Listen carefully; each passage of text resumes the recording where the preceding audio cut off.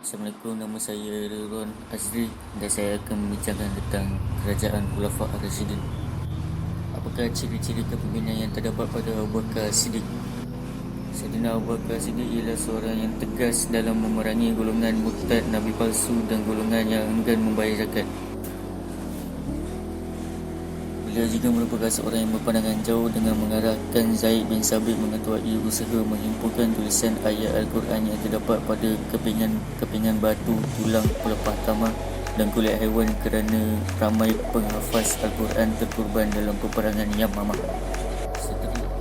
Seterusnya, beliau merupakan seorang yang setia dengan arahan Rasulullah dengan meneruskan tindakan Rasulullah untuk menghantar Usama bin Zaid sebagai Panglima Angkatan Tentera Islam kepada Kerajaan Hosen kerana telah membunuh utusan-utusan Rasulullah. Akhir sekali, Abu Bakar As-Siddiq mengamalkan syura, iaitu mesyuarat dan mengambil kira pandangan para sahabat dalam menentukan strategi peperangan menentang tentera Rom dengan strategi pembahagian 4 pasukan tentera sehingga berjaya menawan negara Syam. Ciri kepimpinan Sayyidina Umar bin Al-Khattab. Beliau merupakan seorang yang tegas dengan menggantikan kepimpinan Khalid bin Al-Walid sebagai Panglima Angkatan Tentera Islam dengan Abu Ubaidah bin Al-Jarrah semasa peperangan Yamamah. Seterusnya, beliau ialah seorang yang berfikiran terbuka dan bersedia menerima teguran daripada para sahabat. Beliau juga seorang yang adil dengan memastikan kebajikan rakyat terpelihara dengan meninjau sendiri keadaan rakyatnya, termasuk menyamar sebagai rakyat biasa. Dan beliau merupakan seorang yang cekap dalam menubuhkan majlis syura dan beberapa jabatan baharu serta mengemaskini Baitul Mal bagi melicinkan pentadbiran negara. Dan beliau juga telah membahagikan wilayah Islam kepada beberapa bahagian pentadbiran di bawah kuasa seseorang gubernur. Ciri kepimpinan Sayyidina Uthman bin Affan. Beliau merupakan seorang yang berpandangan jauh dengan menubuhkan jawatan kuasa khas pembukaan Al-Quran yang diketuai oleh Zaid bin Sabit menggunakan lahjah Arab Quraisy yang dikenali sebagai Mashaf Utsmani demi memelihara kesucian Al-Quran. Beliau juga merupakan seorang yang berfikiran terbuka dengan melonggarkan syarat penggunaan harta Baitul Mal. Beliau juga telah membenarkan sahabat keluar dari kota Madinah. Seterusnya, Sayyidina Uthman merupakan seorang yang prihatin dengan menyumbang harta dan kekayaan untuk pertahanan negara. Beliau juga telah membesarkan Masjid Nabawi untuk keperluan dan keselesaan umat Islam.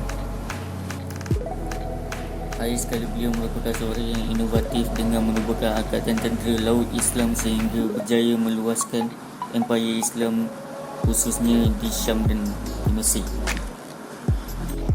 Ciri kepimpinan Ali bin Abi Thalib ialah beliau merupakan seorang yang tegas dengan memecat beberapa gubernur yang dilantik oleh Khalifah Osman untuk meredakan kemarahan puak pemberontak. Dia juga merupakan seorang yang berpandangan jauh dengan menangguhkan hukuman kisos terhadap pembunuh Khalifah Uthman bin Affan kerana keadaan negara yang masih huru-hara dan dikuasai oleh puak pemberontak. Beliau juga memiliki ketinggian ilmu dalam pelbagai bidang sehingga dilantik sebagai hakim di Yaman. Dan beliau juga merupakan seorang yang berani dengan menyertai hampir ke semua peperangan seperti Perang Badar dan Perang Khaybar serta berada di barisan hadapan. Beliau juga sanggup menerima jawatan khalifah walaupun mengetahui bebanan yang bakal dihadapinya.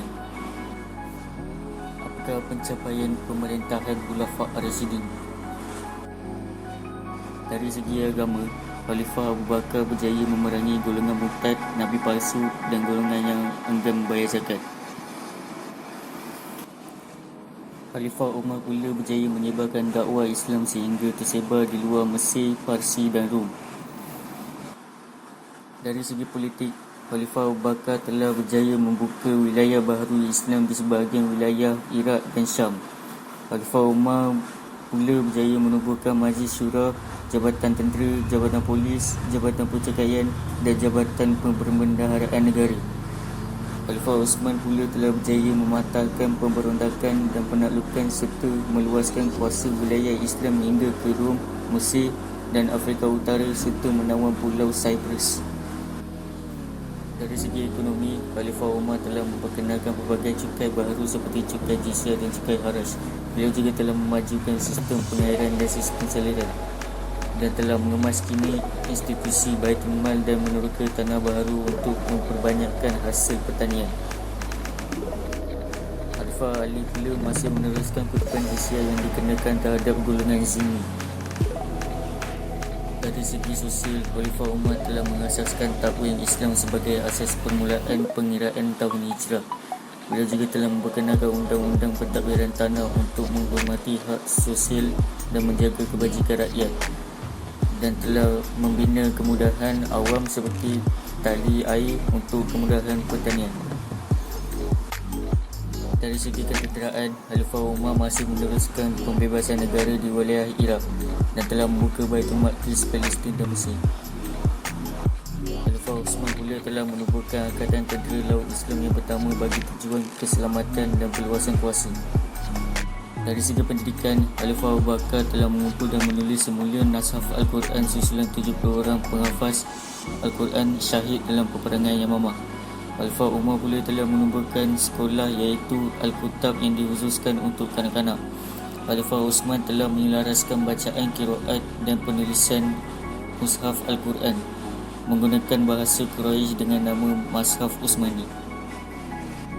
Kesimpulan video saya pada kali ini, kepimpinan Khulafa' Ar-Rasyidin wajar dicontohi, iaitu dengan mengutamakan kesejahteraan agama, rakyat dan negara supaya dapat mewujudkan sebuah negara yang aman. Sekian, terima kasih.